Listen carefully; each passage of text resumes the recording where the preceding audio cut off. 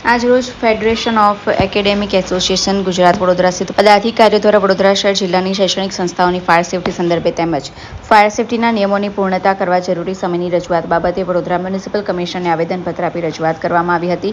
રાજકોટ શહેરની TRP game ઝોનની દુઃખદ ઘટનાને લઈ વડોદરા શિક્ષક હિતરક્ષક સમિતિ સખત શબ્દોમાં વખોડી કાઢી છે। ભવિષ્યમાં આવી દુઃખદ ઘટના ન બને તે માટે સમગ્ર શિક્ષણ જગત ચિંતિત અને જાગૃત છે તથા સરકાર દ્વારા ફાયર સેફટી અંગે માર્ગદર્શિકા બહાર પાડવામાં આવી છે, તેના નિયમો પાલન કરવા તેઓ બંધાયેલા છે, પરંતુ વડોદરા મહાનગરપાલિકા દ્વારા શૈક્ષણિક સંસ્થાને બિનજરૂરી કનડગત ન થાય તેવા આક્ષેપ કર્યા છે। હાલ વેકેશન પૂરું થવા આવ્યું છે ત્યારે શૈક્ષણિક સંસ્થાઓને ફાયર સેફટીના નિયમોની પૂર્ણતા કરવા જરૂરી સમય તેઓએ વડોદરા મ્યુનિસિપલ કમિશનર પાસે માંગ્યો છે, જેથી બાળકોના ભણતરમાં ખલેલ ન પહોંચે તેવો અનુરોધ પણ વડોદરા મ્યુનિસિપલ કમિશનરને કરવામાં આવ્યો હતો।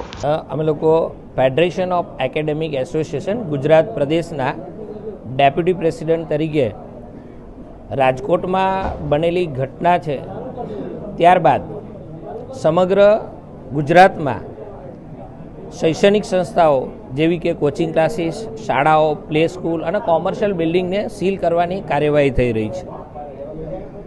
શૈક્ષણિક સંસ્થાઓ કોચિંગ ક્લાસવાળા તરીકે અમારી આજરોજ કમિશનરશ્રીને રજૂઆત છે કે 13મી જૂનથી નવું શૈક્ષણિક સત્ર શરૂ થાય છે।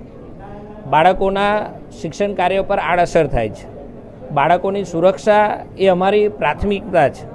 અમે અસંખ્ય બિલ્ડિંગમાં ફાયર સેફટીના સાધનો સહિતની બધી સુવિધાઓ રાખી છે, પરંતુ તંત્ર દ્વારા ફાયર એનઓસી સાથે સાથે બીયુ સર્ટિફિકેટ, કોમર્શિયલ પરમિશન, શૈક્ષણિક હેતુ માટે જ પરમિશન, આવા અલગ અલગ પ્રકારના પેપર અને એના બહાના હેઠળ અસંખ્ય બિલ્ડિંગ સીલ કરી છે।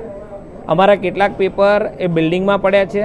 અમારે આગળની કાર્યવાહી કરવા માટે પણ એની જરૂર પડે અને બાળકોનું શૈક્ષણિક કાર્ય પણ બગડી રહ્યું છે।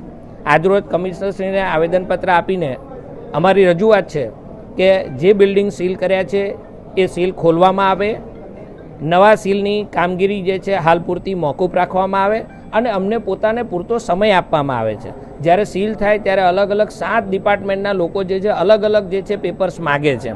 MGVCL, બાંધકામ શાખા, આરોગ્ય શાખા, ફાયર એનઓસીવાળા બધા અલગ અલગ।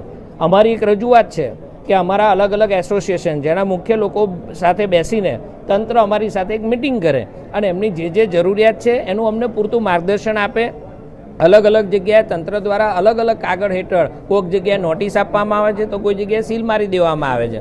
ખરેખર અમે શૈક્ષણિક સંસ્થાના સંચાલકો, શિક્ષકો તરીકે આટલા લાચાર છીએ અને અમને માર્ગદર્શનની જરૂર છે। એટલે આજરોજ અમારું આવેદનપત્ર છે કે તાત્કાલિક ધોરણે જે છે સીલ ખોલી નાખવામાં આવે, સીલની કામગીરી જે છે હાલ પૂરતી મોકૂફ રાખી અમને સમય આપવામાં આવે અને તંત્ર અને અમારું એસોસિએશન ભેગું બેસી અમને યોગ્ય માર્ગદર્શન આપે।